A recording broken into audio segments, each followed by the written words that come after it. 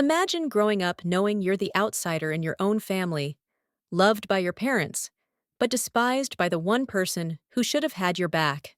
I'm Lily Harper, 35 now, a small town teacher from Oregon, and this is how I fought to keep the only thing that ever felt like home.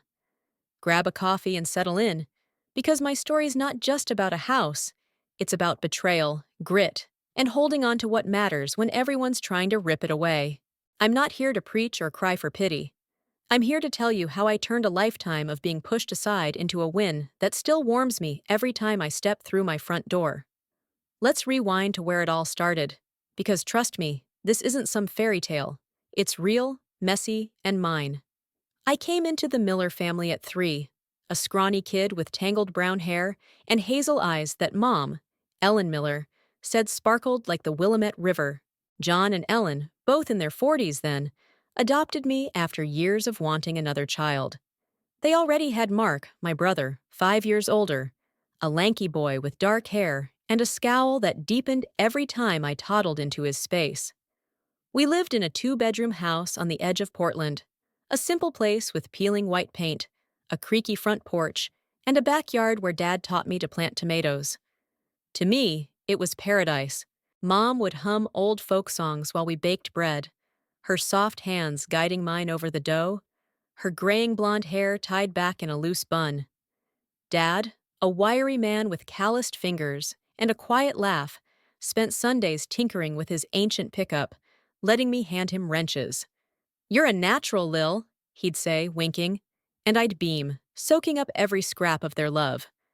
Mark, though, he hated me from the jump. I'd hear him mutter, "the stray," under his breath when I passed his room, his voice sharp like a slap. Once, when I was 6, I drew him a picture, a wobbly sketch of us holding hands under a tree. I slid it under his door, heart pounding with hope. He stormed out, tore it in half, and snarled, "Don't need your stupid drawings. I'm the real kid here." My chest tightened, tears pricking my eyes, but I swallowed it down. Mom caught me crying later, pulled me into her lap, and whispered, "He'll come around, sweetheart. He's just figuring things out." I nodded, clinging to her warmth, but deep down, I knew he wouldn't. Still, I kept trying, baking him cookies he'd ignore, leaving birthday cards he'd toss. I wanted us to be family, even if he didn't. Years rolled by, and we grew up in that little house, its walls soaking up our lives. By 20, Mark was tall, broad-shouldered, with a smirk that charmed everyone but me. He married Tara at 25, a sharp-eyed woman with sleek black hair and a laugh that cut through a room. They moved out, renting a place across town, while I stayed behind, finishing college to become a teacher. I'd come home from classes to Mom's gentle nagging, "Lily, eat something!" and Dad's gruff, "Don't let those kids wear you out." Teaching suited me. I loved the chaos of 3rd graders, their gap-toothed smiles and endless questions. At night, I'd sit on the porch with Mom, sipping tea, watching fireflies blink in the yard. "This house is us," she'd say, patting my hand, and I'd nod, feeling its heartbeat under my feet. Mark drifted further, only showing up for holidays with Tara, who'd eye me like I was a bug on her shoe. "Still living here, huh?" she'd say, her tone dripping with pity. I'd shrug, smiling. "It's home." What? But inside, it stung. Her words echoing Mark's old jabs. Dad got sick first. Lung cancer, fast and cruel. I'd hold his hand in the hospital, his breathing ragged, my throat tight as he rasped, "Take care of your mom, Lil." He was gone by spring, 2018, leaving a hole I couldn't fill. Mom followed 2 years later. Heart failure, the doctors said, but I think it was heartbreak. I found her one morning, still in her armchair, a half-knit scarf in her lap. I knelt beside her, sobbing into her cold hands, the silence of the house pressing down like a weight. Their deaths broke something in me, but that house kept me whole. I'd walk its rooms, touching the chipped kitchen table where we'd laughed, the porch swing Dad built. Mark didn't care. He'd moved on, building his life with Tara. Then came the will, read by a gray-suited lawyer named Mr. Evans in a stuffy office downtown. John and Ellen Miller bequeathed their estate equally to their children, Mark Miller and Lily Harper. He droned, adjusting his glasses. It wasn't much. $50,000 in savings, a rental property worth $150,000, and the house, appraised at $300,000 in Portland's climbing market. I sat there, hands clasped, my heart swelling. Mom and Dad saw me as theirs, blood or not. Mark, slouched beside me, snorted. Half? She's not even real family, he muttered, loud enough for Evans to glance up. My stomach twisted, but I stayed quiet, staring at the floor. That's when it started. Mark's greed, Tara's whispers, a storm I didn't see coming. I thought we'd split it fair, honor Mom and Dad's wishes like they deserved. But Mark had other plans to strip me bare and leave me with nothing. I was 30 then, still soft, still hoping he'd see me as a sister. Oh, how wrong I was. He'd turn that will into a weapon, and I'd have to find a fight in me I didn't know I had. Stick around, because what came next wasn't just about losing. It was about standing up when everyone's pushing you down. Mark's snort in that lawyer's office still rings in my ears. She's not even real family. And it was like a match struck in the dark, lighting up everything I'd tried to ignore. I'm Lily Harper, 35, still that organ teacher who thought love could fix anything, but what came next taught me it can't. Not when greed's in the driver's seat. Mom and Dad were gone, their will splitting everything down the middle. $50,000 in savings, a rental property, and our little Portland house. My anchor in a storm I didn't see brewing. I figured Mark and I would sort it out. Maybe not as siblings, but as adults honoring the two people who gave us everything. Instead, he turned it into a war, and I had to find a spine I didn't know I had. This is where it gets messy, where I almost lost it all, then clawed it back. Stay with me, because this isn't just about a house. It's about what happens when you stop letting people walk over you. After the will reading, I went home to that creaky porch, my hands shaky as I watered Mom's roses. Mark didn't call for weeks, and I let myself hope he'd cooled off. Then, one night, my phone buzzed. His name on the screen like a bad omen. "Lily, we need to talk," he said, his voice clipped, the old edge cutting through. "Meet me at the diner tomorrow, 10 a.m. I agreed, stomach nodding, picturing his smirk. Next morning, I walked into Rosie's diner. Greasy spoons, chipped mugs, the hum of truckers at the counter. Mark sat in a booth, broad shoulders hunched, Tara beside him, her black hair pulled tight, her eyes cold.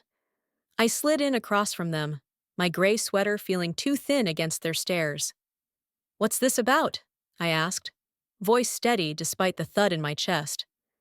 Mark leaned forward, tapping the table. "You know you don't deserve half. Mom and Dad were confused. Adopting you messed with their heads. I've got a lawyer who says we can fix this." My breath caught, anger flickering under my ribs. "Fix it how?" I pressed, hazel eyes narrowing. Tara smirked. "You're not blood, Lily. Mark's their real kid. We're contesting the will."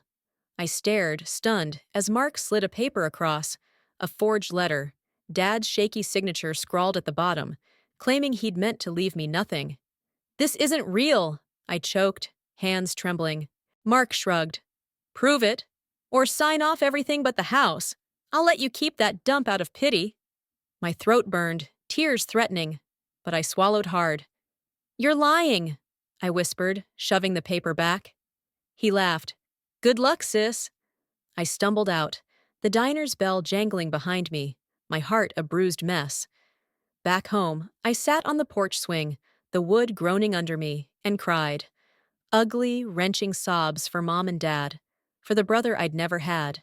I was ready to give up, let him take the money, the rental, everything, just to keep their house, my last piece of them.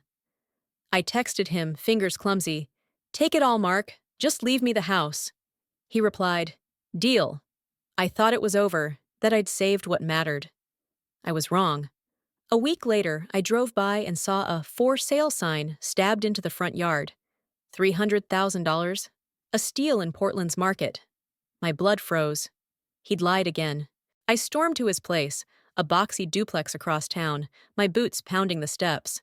Tara answered, smirking through the screen door. He's not here. Go cry somewhere else. I clenched my fists, voice shaking. He's selling the house? We had a deal. She laughed. It's his now. Sentimental crap won't pay our bills. I turned away, rage boiling, tears stinging. That night, I paced the kitchen, Mom's chipped table under my hands, and something snapped. I wasn't losing this. Not to him, not to her. I called Sarah Klein, a lawyer friend from college. 50s, sharp gray eyes, a bulldog in a pantsuit. Lily, what's up? She asked, her voice crisp over the line. Mark's stealing everything, forged Dad's will. Now he's selling the house.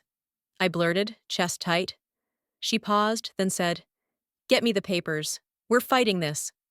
Sarah met me at a coffee shop downtown, her silver hair glinting under the lights. I handed her the will, Mark's forgery, my hands sweaty. She scanned it, lips thinning. Sloppy work, Oregon law's clear. Adopted kids get equal rights. He's got no leg to stand on.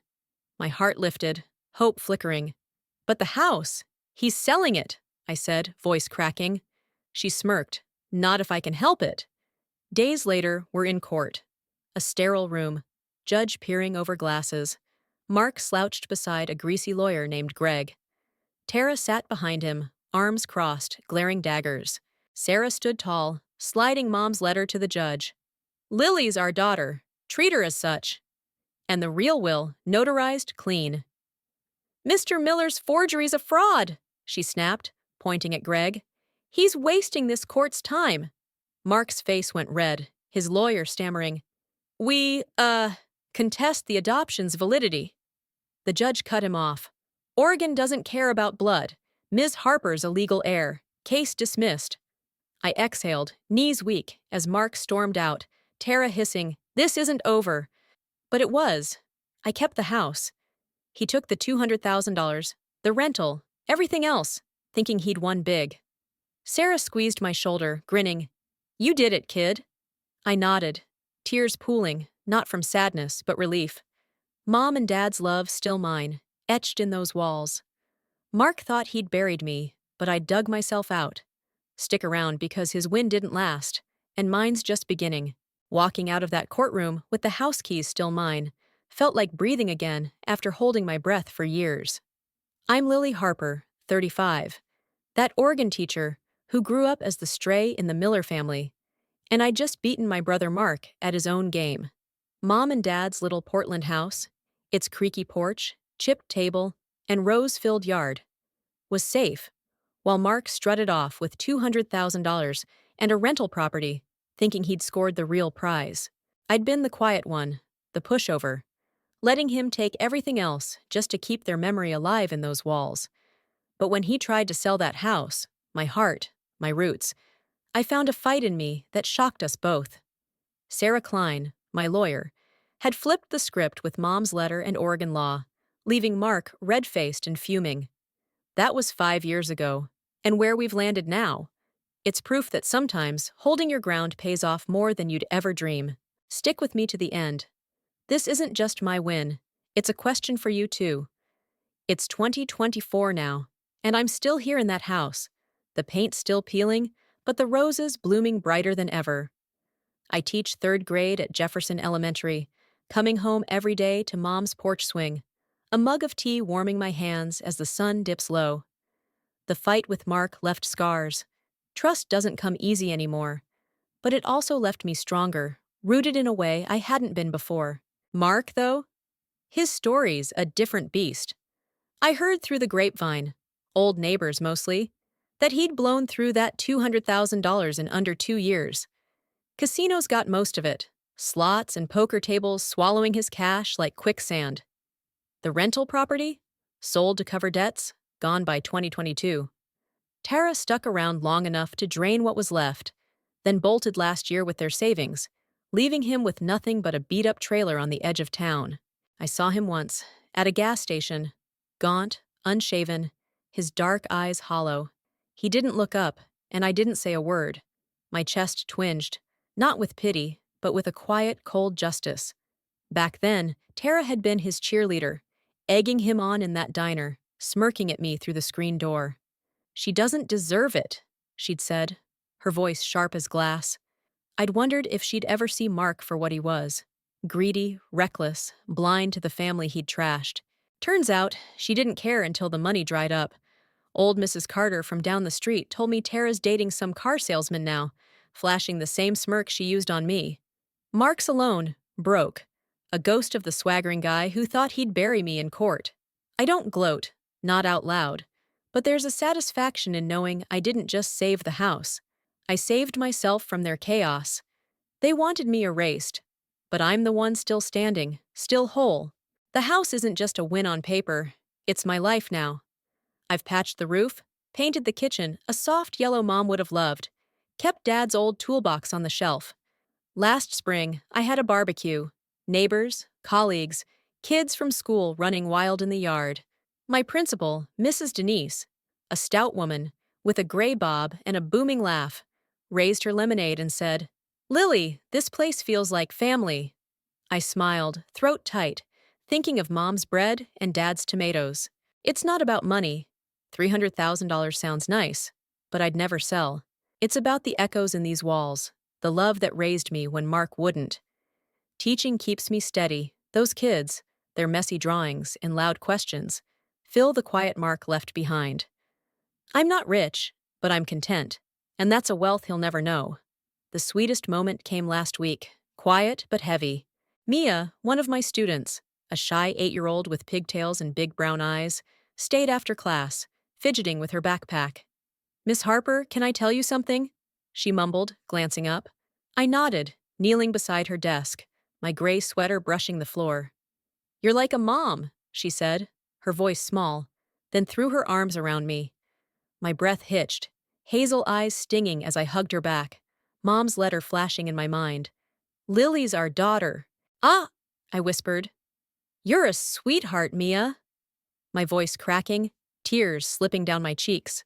Mark had tried to strip that from me, my place, my family. But here was this kid, giving it back in a way he'd never understand. I walked home that night, the air crisp, and sat on the porch, feeling Mom and Dad in every creak, every bloom. They'd be proud, not of the fight, but of the home I'd kept alive. Mark's downfall wasn't my doing. He built that hole himself.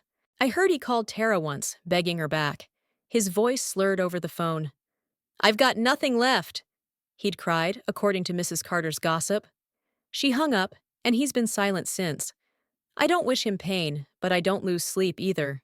He gambled on greed, lost it all, while I bet on memory and won something money can't touch.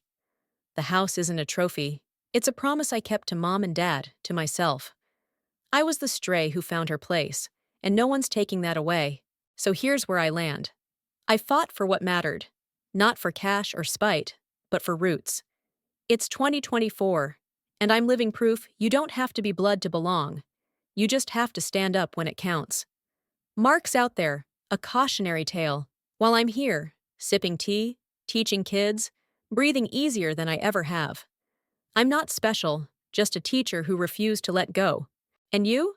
Ever had family turn on you, try to take what's yours? Maybe a sibling, a parent, someone who didn't see your worth. How'd you hold your ground, or wish you had? Drop your story in the comments. I read everyone, promise. Hit that like if this hit home, subscribe and ring the bell.